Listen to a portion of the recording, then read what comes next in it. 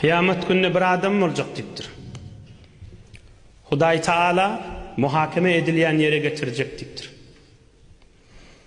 Ohum şol adama Allah Teala aytacak, men sen kan sana bir makamlar verdim, iyiliğin içinde caylar verdim, hani olan diyecek.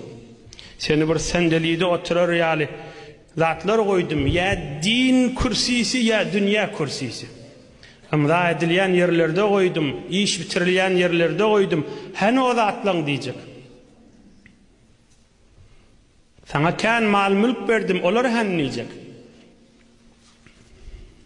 Ola adam aytacak, ey Rabbim Allah, uyuşurdum, yığnadım, kan edip bir qaytdım diyecek. Allah Azze ve Celle aytacak, şolun içinde eden işin näme? Bir tane qawlun ayda diydi da. Ömründe bir tane eden qawl işin ayt diydi. Teoroni öldecek. İştahat etmenler diyecek.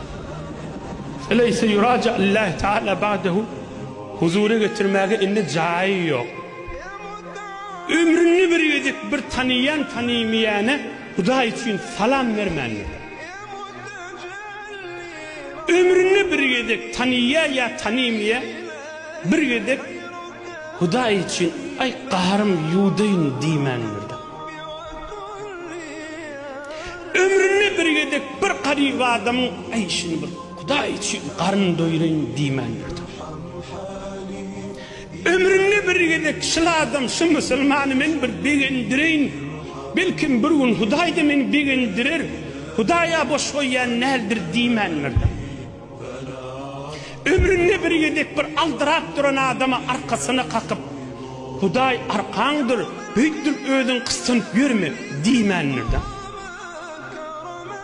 Ömrünü bir yedik bir mübarek Huday ağlayandır, din ağlayandır, nur seçiliyandır, mehabbet seçiliyandır, iman seçiliyandır.